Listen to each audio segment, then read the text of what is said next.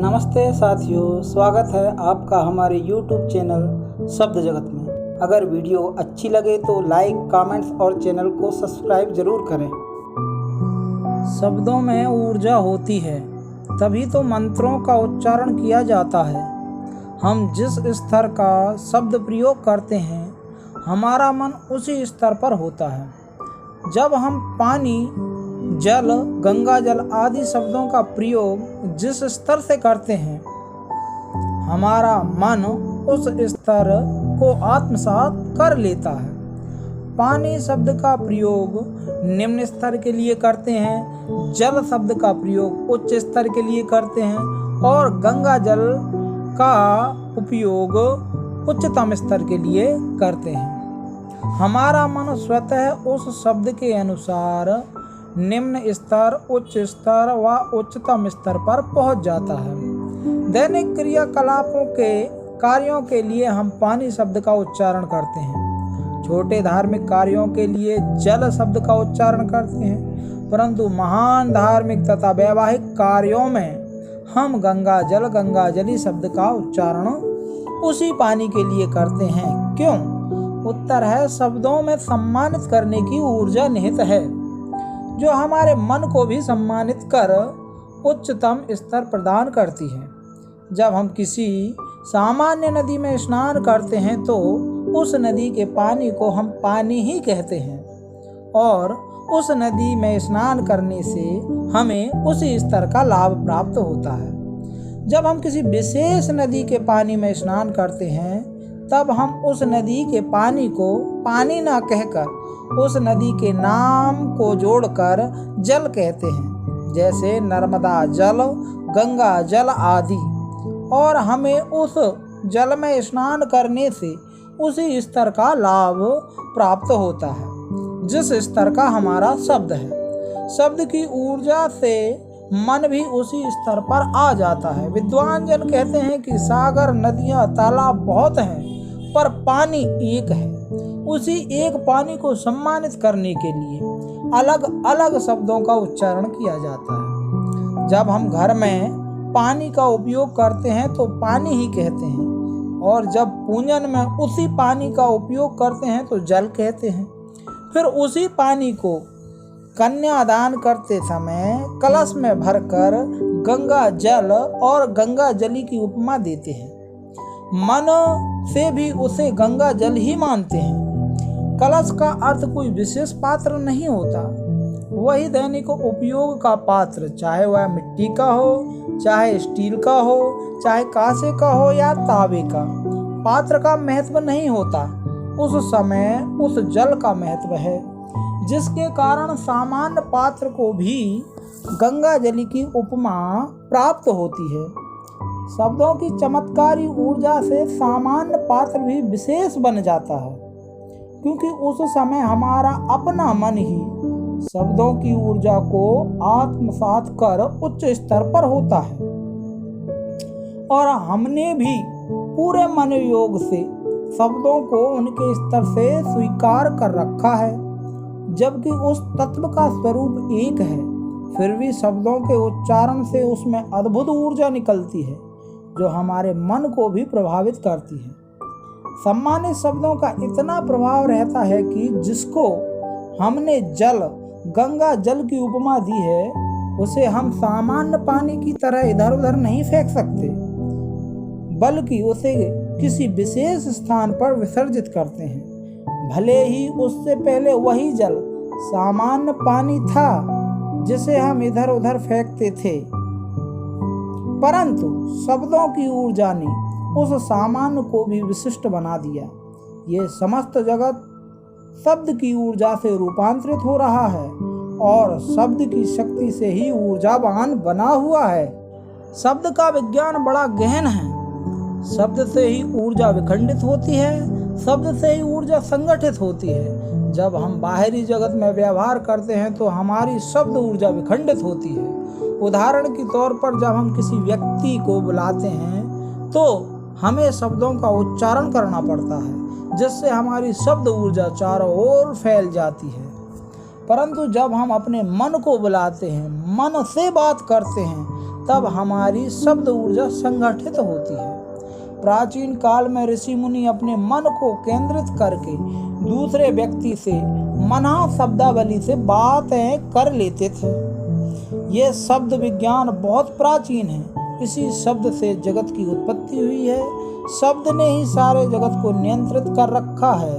शब्द से ही प्रकृति के तीनों गुण सत रज तम प्रभावित होते रहते हैं। प्रकृति के पांचों तत्व भी शब्द से ही प्रभावित हो रहे हैं।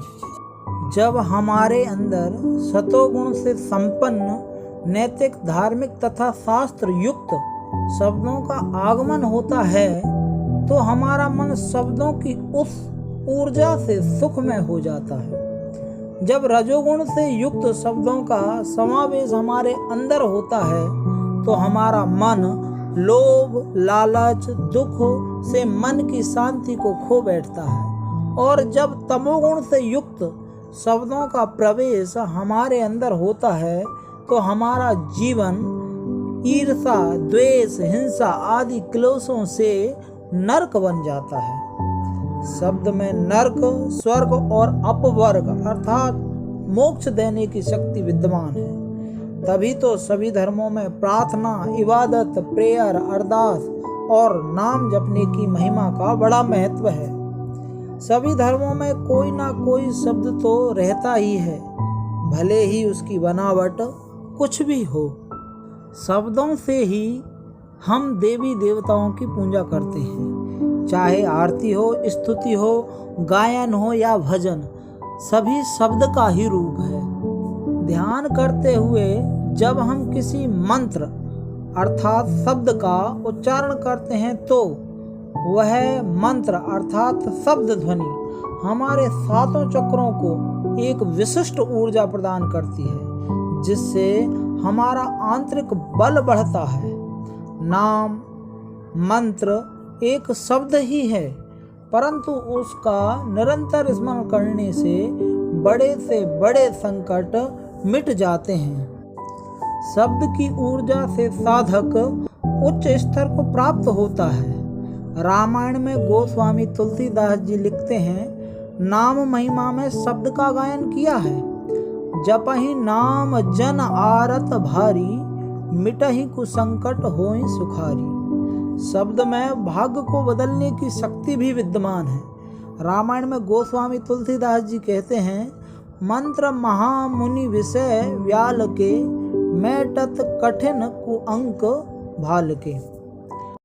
प्राचीन ही नहीं बल्कि आधुनिक संसार में भी शब्द विज्ञान की सहायता से बड़े बड़े कार्य किए जा रहे हैं।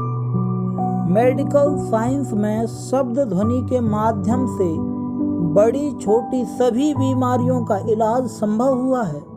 जब किसी व्यक्ति की अंदरूनी बीमारी का पता लगाया जाता है तब डॉक्टर उस व्यक्ति की MRI या CT स्कैन करते हैं और उसे एक विशिष्ट मशीन के अंदर ले जाया जाता है और वह मशीन कई प्रकार की शब्द ध्वनि करती है और उसी शब्द ध्वनि से उस व्यक्ति की बीमारी का सही और ठीक तरीके से पता लगाया जाता है।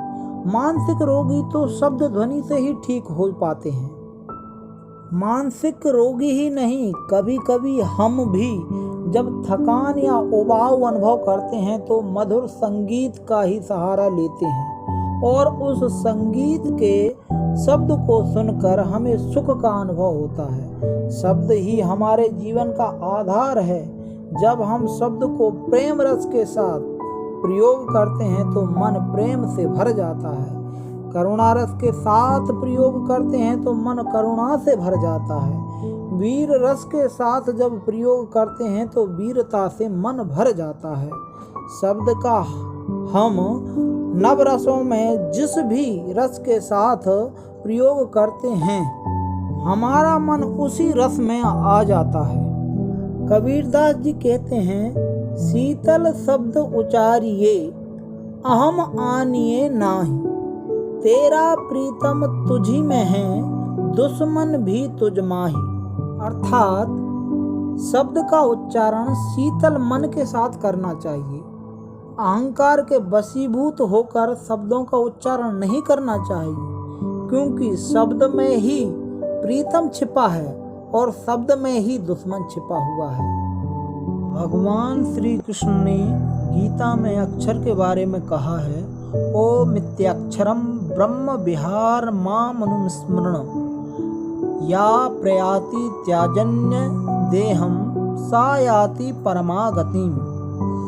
ओम से अक्षर ब्रह्म को संबोधित करते हुए और मेरा अनुस्मरण करते हुए जो प्राणी अपनी देह को त्यागता है वह परम गति को प्राप्त करता है। यह सारा जगत शब्द की ऊर्जा से ही नियंत्रित है और शब्द से ही गतिमान हो रहा है। यही शब्द का चमत्कार है, यही शब्द की ऊर्जा है। इसलिए भूलकर भी अपने या दूसरों के प्रति अपशब्द नहीं बोलना चाहिए, क्योंकि हमारा मन शब्दों को केंद्रित करता है।